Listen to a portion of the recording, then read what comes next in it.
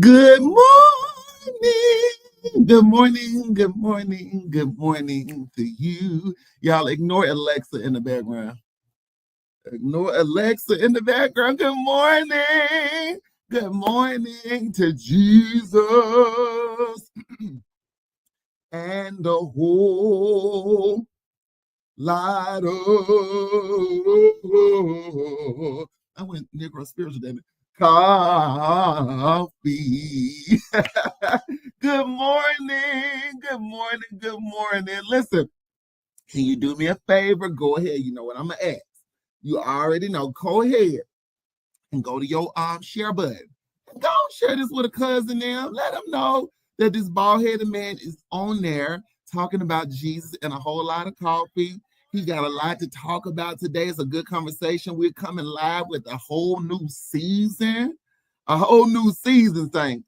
A whole new season. Go ahead and share this out. Come on. Do me a favor and do this. I'm sharing it with you so you're not by yourself, friend.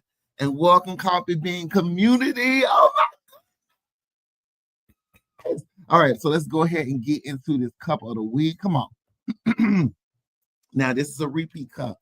It's a repeat cup because I had to remind people that I'm a child of the Lord.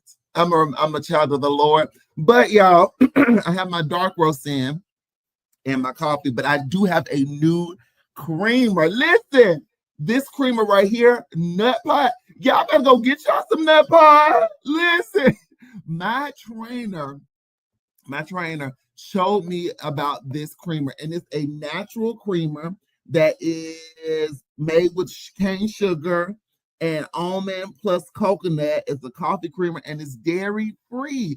Nut Pot, y'all, and it is so good. You know when somebody who eat healthy, and you like, okay, let me try. But it's really, really good, y'all. Like for real, it's really, really good. So go and get y'all some Nut Pot. Listen, good creamer. So that's what I have today in my coffee. It's Nut Pot creamer. Go and get it. It's so good, especially people who need dairy-free options. Nut Pot's the one for you. Come on, let's take our sip together. And y'all, see, it's good and creamy. Good creamer. And I like a little, that one is like a sugar cookie kind of flavor, but I like a good caramel flavor. Listen, come on in, put your comments down. I am live. Like, share, subscribe to this video. Let me know what you are thinking. Put your comments in the post. Let me know what's going on. Let me know how you're enjoying the conversation, because I do have a good conversation today. And so jumping into what's brewing for me. So I don't know if y'all heard this song, but it's a new song by Doechii that she has. Somebody's watching me. I don't want to sing too much because they may try to take my video down. But it's like somebody's watching me. It's my anxiety, my da-da-da. So I love that song. I love Doechii. She's an amazing rap artist who can sing, do everything. She just won a Grammy. And I love that song because the song is so like clear and it talks about anxiety and how, like, you know, everybody who's suffering from anxiety got the song because you know how it is to have anxiety. But then the church folk, now I told you I love church. I'm a church person. I love the church people. They had to come with it and was like, we're not going to claim anxiety. And then somebody made a remix of the song. Is Jesus watching me? He's my savior. I was like, y'all, just let her have let her have anxiety song. Like, we do not have to go and churchify everything, because here's the reason why. And you know, my show is about how to overcome while overcoming. And this is going to tie in to why the theme of my show is, how can we overcome if we don't call a thing a thing? And Young Van Zandt always says, call a thing a thing. A lot of people are dealing with anxiety, but it's only in the church that we try to churchify it and make people feel bad for having anxiety and mental health issues. I do not get it. I do not get it. In a place that's supposed to be a hospital, in a place that's supposed to feel safe, we make people feel bad for having a hurt, having things that they're dealing with. It is so, it blows my mind. And I began to look up the statistics because I really like to look at numbers, right? So when I look at the numbers, it says that, I want to make sure I have the right one. It says that 31.1% of people experience anxiety disorder in their lifetime. And it says that 1 in 3 adults will be impacted by anxiety. 1 in 3, 1, 2, 3, that third person will experience anxiety in their lifetime. And these are not people that are outside the church. These are people sitting in the pews. These are people sitting in community with you who are experiencing anxiety, depression, other mental health issues. And it's dealing, and it's really impacting so many people. So I'm going to give like a little bit of my story. Y'all have probably heard my story a million times over, but I really want you to really sit and hear this, because it is so harmful. What the church is doing is harmful to people, and it's keeping people from overcoming. Keeping people from overcoming. So I remember when I was having really bad anxiety. Yeah, I was having panic attacks literally every day, and I didn't know what they were. I remember I would go to the movie theater, and I would try to go and watch a movie, and immediately my heart would start beating real fast. I would start to sweat. I didn't know what it was. I thought I was having a mini heart attack. And I would literally be like, oh my God, oh my God, oh my God. And I would like hold my chest and really be like terrified, because I had never experienced anything like that in my life. I don't know if anybody's ever experienced a panic attack. It is something that is out of this world, right? And you don't know why it's happening. The other time that I experienced another panic attack is when I found out news about my dad, and that he was still in the hospital. He wasn't getting better. And I remember I was on the phone, and I was in the middle of a staff meeting, and all of a sudden my heart was like, boom, boom, boom, boom, boom. I'm just, out of nowhere. And I could not seem to get control over it. And I am the type of person, I don't like to feel like that way in public. I don't like to be seen that way. You know what I'm saying? Because for me, just being upbringing, it just makes you feel like you're weak and all that vulnerable stuff. And I just did not like it. And I remember just feeling so alone and isolated, because I was experiencing so much bad anxiety. Y'all, it was so bad, I couldn't go to the airport. When I would go to the airport, I remember I would have to get my sister-in-law to pray for me before I went. Yeah, I remember I would get my sister-in-law to pray for me before I went. And then I would have to listen to a sermon on my earphones, or listen to ocean sounds to calm myself down, because I was so afraid of having a panic attack when I was in the TSA line. Y'all, anxiety is a real thing. It is something that is a lot of people are experiencing. I am one where it happened to me. And it's so scary. And it's also so sad when people make it be like, well, we can't live by fear. This is what saints say. We can't live by fear. We gotta push through it. Know that God is our God. Where is your faith? This is what people have said to me. You just need to pray harder. People said this.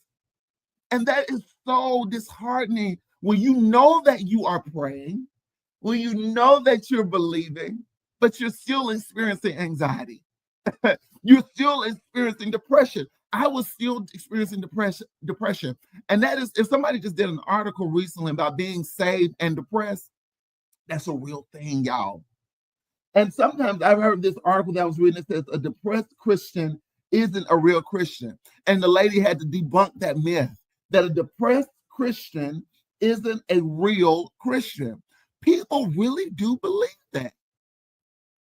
People believe that if you experience depression, that you don't have faith, that you're not called by God, and that you are not walking in the path of God. That is a lie from the pits of hell. It is. And I mean that with so much passion, because we are trying to, as somebody who's experiencing depression, you're trying to get through the day every day. You're trying to push through the day. And let me tell you what it takes in order to do that is faith. In order to believe that your mind, which is telling you to not get up, to not move forward, but you have to then come back to your mind and say that I can do this. I'm going to get up. That's faith. That's the definition of faith. So really, honestly, people who are experiencing mental health issues, who are experiencing depression, who are experiencing anxiety, are the ones really, truly who are exercising their faith because they have to walk through the darkness, literally walk through the darkness broken, but believing that there's a way on the other side when their mind is telling them it's not. When their circumstances are telling them they're not, they have to believe with intensity in them to know that there is another way out of this. When I was at the airport and experiencing so much anxiety, I had to believe that I could get through this. I could get on that plane, that everything was going to be okay, that I was not going to have a panic attack. And even if I did have a panic attack, that I would still be okay and that God had me. That is faith. I was walking by faith and not by sight because my mind was telling me, run, stay in the house, do not leave, abort mission. But I had to still walk by faith. So as believers, as Christians, we have to stop telling people who are experiencing mental health issues, who are going through mental health challenges, that they are not a believer, that they are not but having faith because they are experiencing mental health issues. We got to stop doing that, y'all. It's hurtful. That is a real diagnosis that is given from a therapist. Mental health, anxiety, depression is something that is real that people are experiencing. That's like you telling somebody who's dealing with diabetes, child, you ain't got no faith because you have diabetes. Because you have diabetes, you don't have faith. That's what mental health is for people, for me. When somebody says, oh, you ain't depressed, you ain't got no faith, you ain't no believer. And that's something that I experience. Now, do I want to continue to walk in it? And do I believe that God is helping me through it? Yes, I do. Do I believe that God is going to bring me through it? Yes, I do.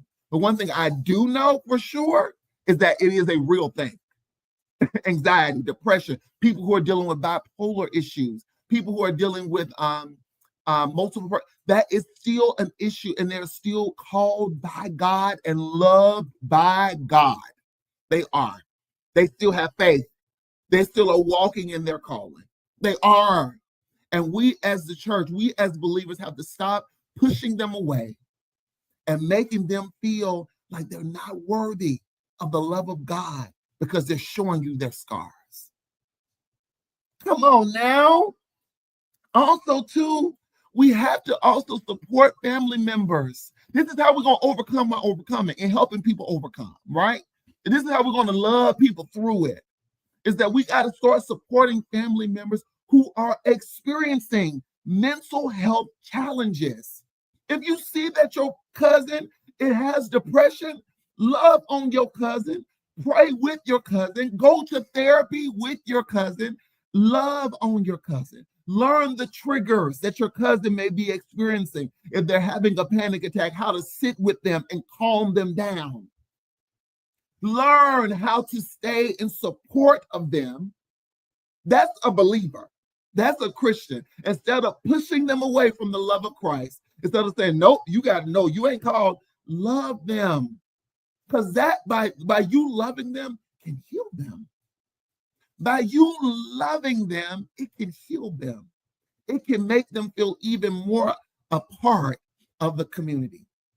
Now we have to support those who are going through it. We have to also not push people away, because what you're doing is you're causing a dismissal of their experiences when you do that. It was a book I read, which is a great book. I tell everybody to read it. It's called Bipolar Faith. And it's about a minister who was diagnosed with bipolar, who was diagnosed as bipolar,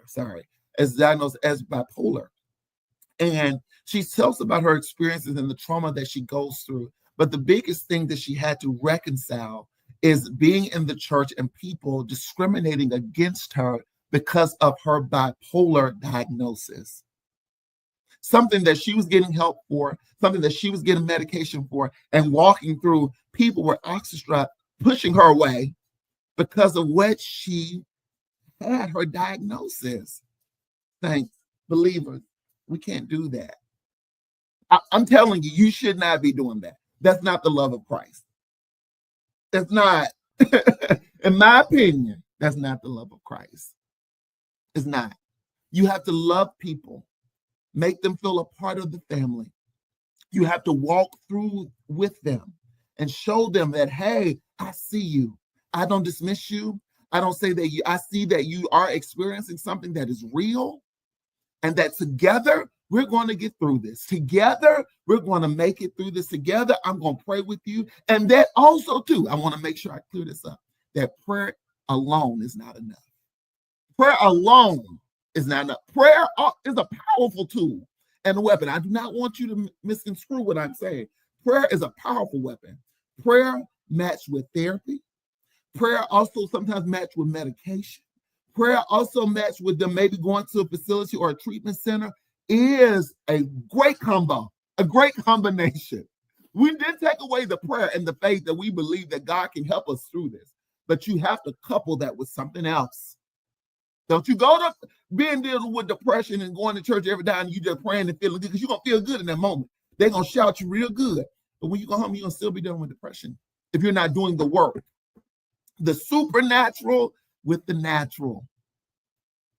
The supernatural, pray, shout, fast, whatever you need to do. But the natural is you going to your therapy sessions. You getting that medication that you need. It's nothing wrong with getting you some medication. There's nothing wrong with it. Go get you some, baby. Go get you some medication. And we're going to pray. We're going to love you through it as well. Come on, as believers, we got to embrace. We got to embrace. The one thing that I needed when I was going through that was not being hard on me, was the hug that somebody saying, I get you, and you're not alone. I get you. You're not alone. What you're experiencing is not something that is beyond us. It's what I get it. That's what got me through. Love, God, coffee, but community is what got me through it, and still getting me through it, because I still deal with seasonal depression. And so I have to put the things in work that I learned from therapy, the prayer that I do daily, and my amazing community of people who love me through it. With all of that, I'm able to overcome while overcoming. Now, yes, don't you made a song about anxiety? I love it. Y'all need to listen to it. It's a great song. But saints, we can't dismiss people who are dealing with anxiety, depression, mental health challenges. Stop doing that. Stop doing it. Stop telling people that they do not have faith because they have depression.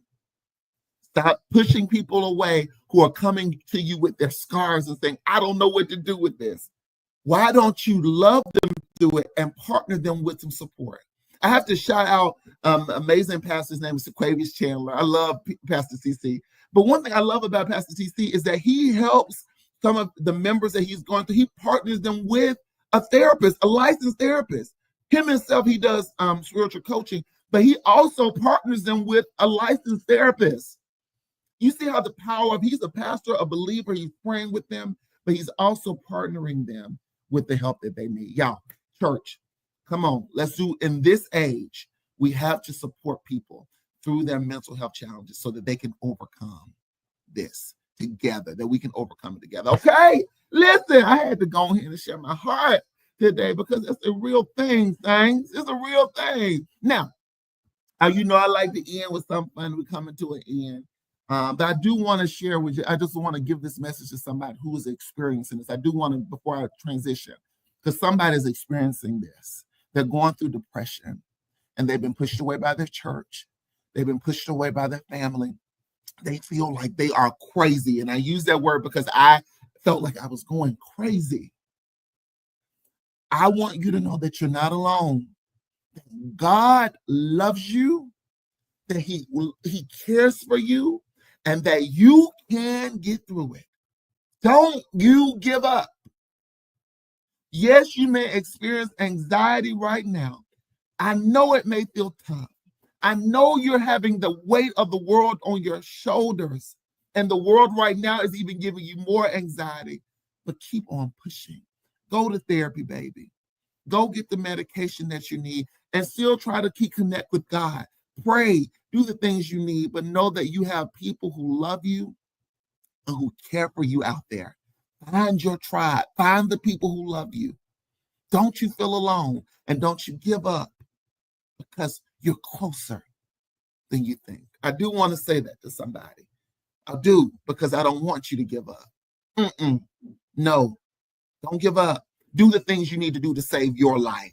Even if somebody else is not helping you save your life, do the things you need to do to save your life, because God loves you and God has not given up on you. He's not. God has not given up on you. God wants the best for you. And God, more importantly, God sees you. All right? Okay. All right. Now, this is something I was looking at the other day, and I was thinking to myself, some things that we just need to give up. We need to let it go in 2025. We're going to leave it in 2024, and this is the candy edition. This is the candy. These some candies that we just need to let go and throw away, okay? So I'm going to share this with y'all. These Smarties, throw them in the trash. Throw them away. Throw them away, saints. I do not like these candies. They're too little. By the time I eat one of them, I want 20 more. Throw them away. Why are we eating this and still giving them to the children? I don't like this. Throw it away. Leave it. Leave it in 2024. I'm sick of it. I'm sick of it. Oh, and this one right here. This is another one. Now, my mama loved this. She loved this candy. And I do not know why. I think this is the old person candy. This little Halloween, they only do around Halloween candy. Listen, this little black and orange. Oh my goodness. That little, I hate that candy. Throw them away, saying, don't get it to the children no more. Don't put that in the at the trunk or treat. Don't put that in their baskets. They don't want that. They don't want that. Oh, now this one right here, I don't know. I saw this at the store the other day, and I don't know who is eating this. Who is still eating the Haribo Coca-Cola gummies? Who? I'm a little worried. If you go to the store out of all the array of amazing candies, and you say, I want the Coca-Cola, I'm gonna be like, what? I don't get it. Like, I want to take a Coca-Cola as a gummy. I don't know. Judging. I'm judging you. I'm listening and I'm judging. No. Lead us in 2024. We're not going back. Last one, Tootsie Rolls. Stop it. Y'all cannot tell me these are good. You cannot tell me these are good. I remember my dad used to love these. I used to be like, why? Lead us in 2024. Let it go. Let it go. Like what's the Elsa say? Let it go. Leave it in 2024. No. Y'all, thank y'all for connecting with me at Jesus and a Whole Lot of Coffee. I hope y'all was able to have a little fun. And if you eating them treats, leave them in 2024. Let me see what everybody's saying who connected with me. Bishop George Johnson, thank you. Woo! I think he's a part of the Coffee Bean community. Thank you for coming in. Kimberly Johnson, Dr. Kimberly Johnson. Woo! Thank you for coming and being a part of the Coffee Bean community. Now, Kim, I don't know about this granola. Excuse me. I feel judged. We don't, granola it was sent. It's a special gift. Let me see what else. Stop it. Fried chicken. No. Hold on. And grits. No. That's the good stuff. That's what make life happen. No. Let me see what Bishop George, this is good. Love the same way you love and care for a person battling with cancer.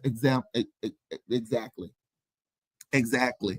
You want to show love to people just like you love and care for somebody who's dealing with cancer, diabetes. I hope even people who are dealing with HIV, the compassion that you share for them, it should be the same way that you deal with somebody who has mental health issues or who is experiencing that. So real. It's real, y'all. Thank you guys for connecting with me. Y'all go get y'all some nut pie. Get y'all some nut pie creamer. It's good. Not nut pie. I will sponsor. You can sponsor my show. You can, nut pie. Please reach out to Jesus and a Whole Lot of Coffee. I love y'all so much. Have the best day ever. I thank you for connecting with us here. And remember, like I always say, when you want to give up and you're close to giving up, don't you dare give up. You're closer than you think. And remember, if nobody told you that they're proud of you, I'm proud of you. We are proud of you. And we know that you're going to do great things. The best is yet to come. Love y'all.